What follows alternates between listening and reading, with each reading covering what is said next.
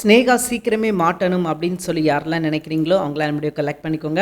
ஆமாங்க, போற போக்க பார்த்தா சீக்கிரமே நம்ம ஸ்னேகா மாட்டிடுவாங்க அப்படின்றது ரொம்ப நல்லா தெரியுது. இப்போதைக்கு சிந்துவோட உயிருக்கு எந்த ஒரு ஆபத்தும் இல்லை, அவங்க நல்லா இருக்கிறாங்க. பட் இருந்தாலும் யாரு தள்ளிவிட்டா அப்படின்ற ஒரு டாக் வந்து அடிபடுது. ஏன் அப்படின்னு கேட்டீங்கன்னா, சிந்து வந்து உண்மையை சொல்லிட்டாங்க. இந்த மாதிரி நான் போய் நின்று எல்லாமே ஓகே தான், எந்த பிரச்சனையும் கிடையாது, ஆனா கண்டிப்பா யாரோ என்ன பின்னாடி இருந்து தள்ளி விட்டாங்க, எனக்கு நல்லா நினைவு இருக்குது அப்படின்ற மாதிரி டாக்டர்கிட்ட சொல்லிட்டாங்க. அவங்க வந்து இப்போ என்ன பண்ணிட்டாரு அப்படின்னா சிவா கிட்ட சொல்லிட்டாங்க. ஸோ அதனால இப்போ ஒரு பெரிய பிரச்சனையில மாட்டி இருக்கிறாங்க நம்ம ஸ்னேகா.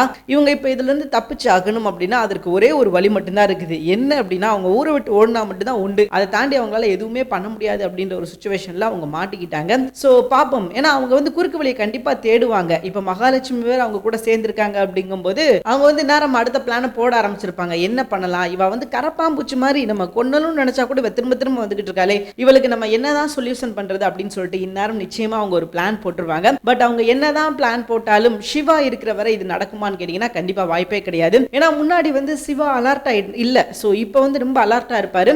ஏன் அப்படின்னா அந்த இடத்துக்கு யாரு வந்தாங்க அப்படின்னு சொல்லி கேட்கும்போது அப்ப பைரவி கேக்குறாங்க, நீங்க போன இடத்துக்கு உங்களுக்கு வேண்டாதவங்க யாராவது வந்தாங்களா அப்படின்னு சொல்லி கேட்கும்போது சிவா வந்து ரொம்ப யோசிக்கிறாரு, கன்ஃபியூஷன்ல இருக்காரு. அப்படி யாரும் வரலையே அப்படின்ற மாதிரி சிவா சொல்றாரு. யோ நல்லா யோசிச்சு பாரியா, ஒரு பேசிக் நாலேஜ் கூட இல்ல, டாக்டர் அப்படின்னு சொல்லிட்டு வந்துட்ட. ஓ முன்னாடி தானே வந்து ஸ்னேகா பேசினா, என்ன டாக்டர் என்னாச்சு, சாரி என்ன போலீஸ் என்னாச்சு அப்படின்னு சொல்லி வந்து கேட்டா, அவளை மறந்தா எப்படிங்க. சோ அதெல்லாம் கொஞ்சம் ஓவரா தான் இருந்தது. கண்டிப்பா வந்து அதுக்கப்புறமா சிவா யோசிப்பாரு. இப்போதைக்கு அவங்க கிட்ட யாரும் இல்ல அப்படின்ற மாதிரி சொல்லிட்டாரு. ஆனா அதுக்கப்புறமா நிச்சயமா சிவா யோசிப்பாரு, அந்த இடத்துக்கு மூணாவதா யார் வந்தா. ஏன்னா இவங்க ரெண்டு பேருக்குள்ள இருக்கிற பிரச்சனை என்ன அப்படின்றது எல்லாருக்குமே நல்லா தெரியும். இவ்வளவு பெரிய பிரச்சனையை வச்சுக்கிட்டு ஸ்னேகா வந்ததை மட்டும் இவர் மறந்துடுவாராம். இதெல்லாம் நம்புற மாதிரியா இருக்கு, நம்ப முடியல. அதை தான் சொல்றாரு, எனக்கு ஞாபகம் இல்லை அப்படின்னு சொல்றாரு இப்போதைக்கு. ஆனா அதுக்கப்புறம் யோசிச்சு பார்ப்பாரு, அந்த இடத்துக்கு வேற யார் வந்தா அப்படிங்கும்போது அழகா தெரிஞ்சிடும் ஸ்னேகா தான் வந்தா. அப்ப இந்த வேலையை ஏன் அவ பார்த்திருக்க கூடாது, ஏன்னா அவ ஏற்கனவே சிவா விஷயத்திலும் சரி சிந்து விஷயத்திலும் சரி நிறைய உள்ளடி வேலைகளை பார்த்திருக்காங்க. சோ அப்படி இருக்கும்போது நிச்சயமா இந்த விஷயத்தை யார் பண்ணிருப்பா அப்படின்றத கொஞ்சம் யோசிச்சு பார்த்தாங்கன்னா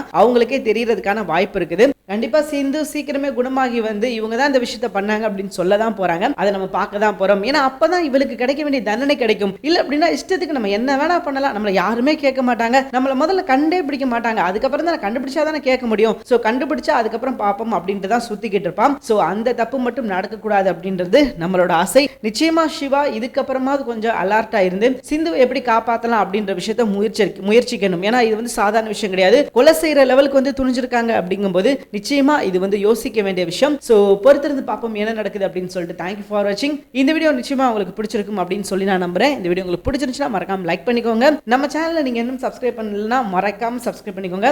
அப்பதாங்க நம்ம எப்ப வீடியோ போட்டாலும் நோட்டிபிகேஷன் உங்களுக்கு தேடி வரும். அதுபோக அடுத்த எபிசோடுக்கான வீடியோ அடுத்து கொஞ்சம் நேரத்தில் போடுவோம், வெயிட் பண்ணி பாருங்க. தேங்க்யூ ஃபார் வாட்சிங்.